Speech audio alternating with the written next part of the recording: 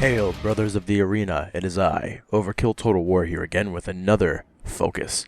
So today we'll be looking at the Citizen Cavalry, the Tier 4 Cavalry for the Greeks, medium cavalry to be exact. Of course we'll be using Alexander because, well, he's the Cav General for the Greeks. It wouldn't make much sense to use anybody else. So yeah, the Citizen Cav. Basically, they have free reign if you get into good matchmaking. Now, of course, I tried to play a game with these guys last night. Don't play this game in the nighttime. Well, yes, still play it, but I mean, like, don't expect to get into Tier 4 games in the night. That's when all the Tier 10s start playing and everybody else stops, basically. So I got into a Tier 10 game with these guys last night. That was a little upsetting, and you don't really get extra XP for killing Tier 10s and stuff, so it's kind of shit. But anyway, yeah, ideally, if you get into the matchmaking they're supposed to get, they pretty much have free reign over the battlefield, unless the enemy team has auxiliary cavalry, the premium Roman cav. But we'll get to those in a second because that's their only competition. So, if we look at the stats of them, they're actually, like, there's nothing really to compare to, so I can't really say the average for Tier 4 is very good, but their stats are good. They're a solid unit. There's no real weakness to them. They have a shield, so they have a missile block chance, which is awesome. That you can't really, it doesn't show it though. That's a hidden stat for them. But if you take a look at their shield, this adds to their missile block. So it is a stat that they have. It's just not shown because they're cavalry, which is odd. But yeah, like everything's good. Their armor is actually very good at 139. That's better than some of the infantry units, I believe. And yeah, so we'll just take a look at the commander options. So for Alexander, you have Wedge, or from Alexander rather, which increases your charge impact, really decreases your melee defense, and increases your charge bonus. I don't really use Wedge because I don't find that I need to charge into like the front of units. But of course, using a Wedge in a rear charge might work. I just never took the chance to do it because I figured minus 80% melee defense would kind of screw you over a little bit. But I guess you could use Wedge, charge in, and then stop it and then pull out or something. I don't know. Hammer, which is plus 30% acceleration, 20% speed, and 56% charge bonus. Maybe Wedge with Hammer is really good. Again, I'm not sure. I don't really use Wedge. But yeah, you can flatten most units with this, and in the game you're gonna watch. You can see how fast Citizen Cavalry with Hammer just flatten people. It's awesome. And then one of the most important abilities that Alexander gives to them is Rapid Advance, and that increases your acceleration, turn speed, and speed. So if you want that little bit of extra speed before a charge, or if you need the extra speed to get away from something, Rapid Advance is what you need, and you can use it every 2 minutes, which may not seem like a lot, but that's not too bad. And I mean, it lasts for 30 seconds. So, their consumables consist of Thales Council, which is plus 2 base morale and plus 2 melee defense. Sorry about that. They have Thessalian Steeds, which is plus 1 base morale, plus 4 charge bonus, and plus 4 melee attack. Olympic Trials, plus 2 melee defense, plus 3 melee damage. And Double Rations, plus 4 melee damage, and plus 2 base morale. So what I use is Thessalian Steeds to get that base morale, charge bonus, and melee attack up. And then I also go for Olympic Trials because it puts up the damage and defense of these guys, and that's very important. And then, of course, the special orders that the units have is Formation Attack and Reform automatically. Now, in the battle, you see I turn off Formation Attack. I just don't really notice if it's useful on cavalry because it makes them charge kind of awkwardly. If they're not in Formation Attack, they all charge individually, but with this they kind of charge in a block, and sometimes it doesn't work, so I tend to turn that off. But if it works out for you guys, please let me know. It might make the charge more devastating if they're more packed together. I'm not sure. But yeah, so we've taken a look at them. Now let's take a look at their competition, the auxiliary cavalry. So if I get their stats up right now, you can see that they have the same morale, same health. The auxiliaries have less armor. They have the same visibility range. They have the same melee attack. They have the same melee damage. They have the same weapon damage, or melee defense rather, and weapon damage. And they have the same charge bonus. So you may be thinking, oh, they're pretty equal. You know, the only thing the Citizen Cav has going for it is the armor. But here's the thing. Their auxiliaries have less armor. They have the same morale, same health. The auxiliaries have the same morale, same health. They have the same visibility range. They have the same melee attack. They have the same weapon damage. And they have the same charge bonus. So you may be thinking, oh, they're pretty equal. You know, the only thing the Citizen Cav has going for it is the armor. But The spear for the auxiliary cavalry gives plus 12 melee attack and plus 17 melee damage versus missile infantry, and their helmet gives plus 5 morale. Okay, well, yeah, that adds on to it. So that means they're getting, they're up there. But if we take a look, that's all they get. Let's take a look at the citizen cav. So this is their base stats, obviously. The best helmet. Plus 8% speed, plus 12 visibility range, plus 10% acceleration, plus 20% turn speed, plus 5 morale. Plus 7 melee defense. Plus 4 missile block, plus 6 shield defense, and plus 9 shield armor. Plus 15 armor. Plus 6 melee defense. Plus 6 melee defense versus cavalry and missile infantry, whatever. Plus 13 melee attack. Plus 21 melee damage. Plus 9 charge bonus. Yeah. If you fight fully upgraded citizen cavalry with auxiliary cav, you're going to have a bad day. But of course, that's what the premium units are for. You buy them, you just start playing with them, you get loads of commander XP. That's what they're for. So yeah, but I mean, like, look at that. Like, these are the same. This is the stats of the auxiliary cav basically, and then this is what the stats are with upgraded citizen cav. Yeah, auxiliary cav are gonna have a bad day. So basically, I didn't mention this in the auxiliary cav video because I didn't even think about talking about that. But of course, in a head-to-head clash, citizen cav will win. Just based on pure stats. Now, if they weren't upgraded at all, of course, they only get the stats from their consumables and stuff. But that would be that. This is the fair fight versus the auxiliaries. I mean, look at them. I'm pretty sure when I unlocked this unit, I already had like all this stuff, or something like that, because I don't remember them ever. I don't remember ever seeing them look like that. But yeah, guys, that's taking a look at their stats. Let's get to the more entertaining part of the video with the battle. Hello and welcome everybody to Thermopylae. So this is the battle for today's episode, of course. We've wasted a few minutes because it was kind of just a back and forth running around waiting for something to happen, but I believe this is where the action starts. You may be wondering, hey, why is your unit injured there, buddy? Well, this guy decided to put his pikes into pike phalanx as soon as we started the match, so my guys ran into him. Didn't lose anybody, but it did take the health off a couple of them, which kind of sucks, but not too big of a deal. You can see this is where engagements actually start happening. The enemy cavalry gets kind of mulched over here, which is good. Of course, because the replays were showing up as red for some reason, which is weird, but whatever. Not really that big of a deal. I didn't realize when I was playing that this guy absolutely got destroyed up here on the hill. Wow. Poor guy. So this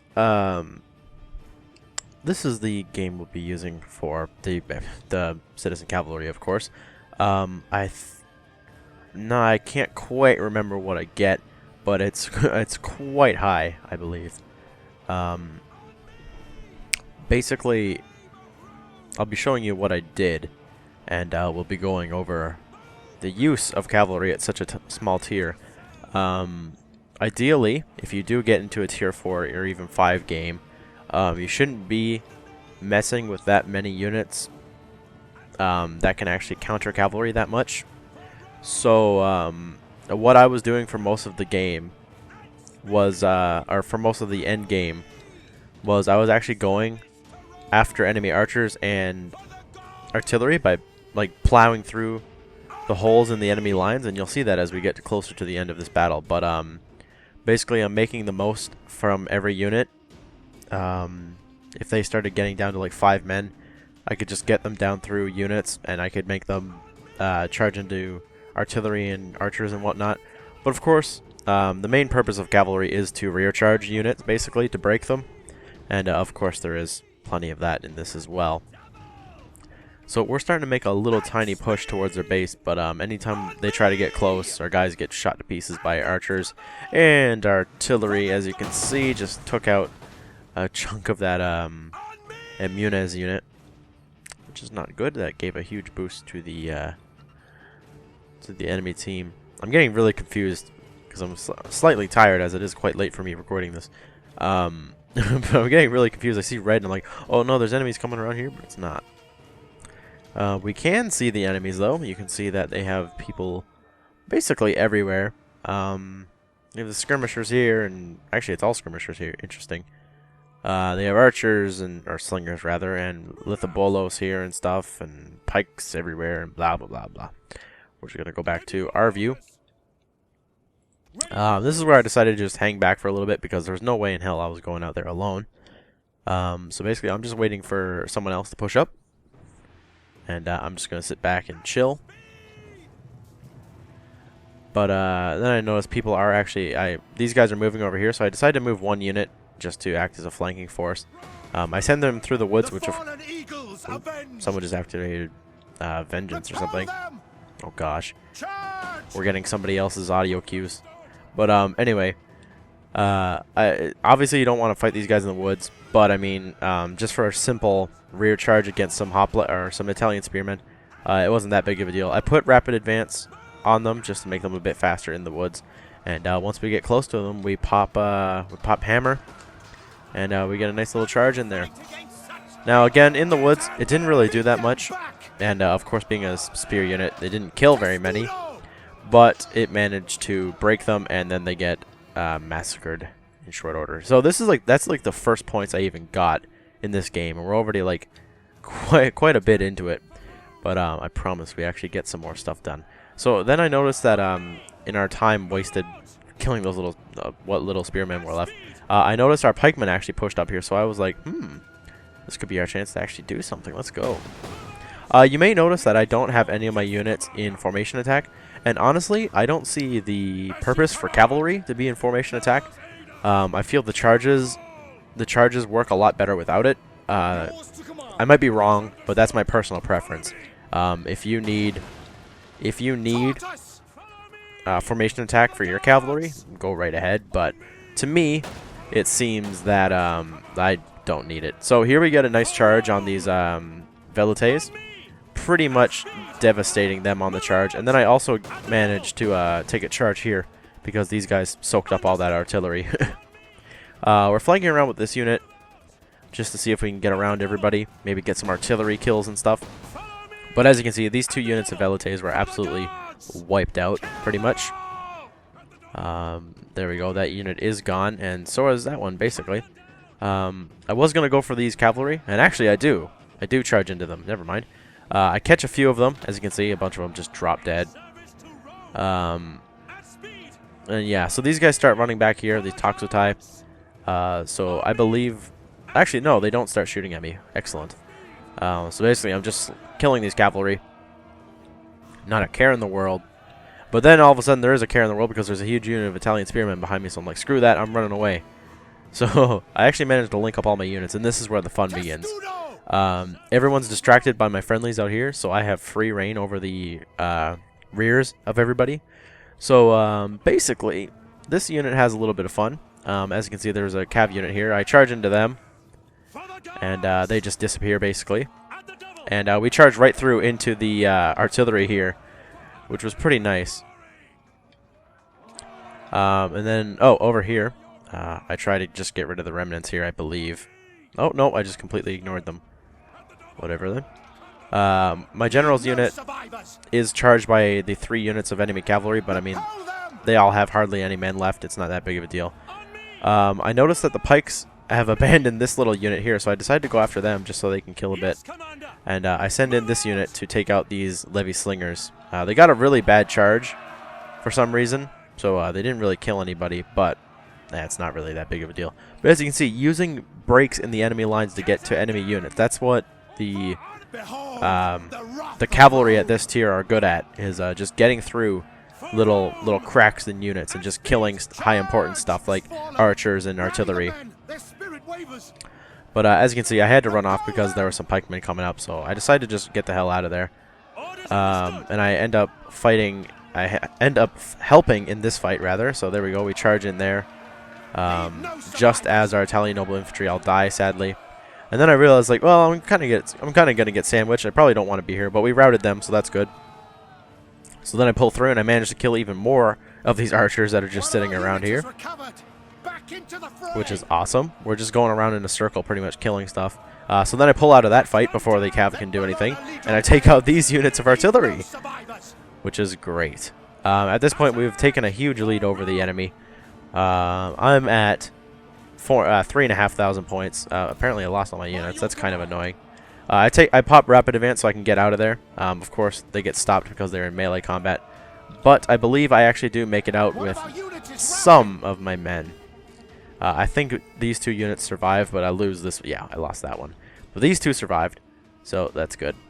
But I mean, like, I just put our team almost 4,000 points in the lead. Well, it's not all my points, obviously, but I mean, taking out their artillery was big. These guys actually just routed again. There we go. So both of those units end up surviving, and I do end up doing more with them. So I'm not going to end it right yet. But as you can see, there's not much left to our team.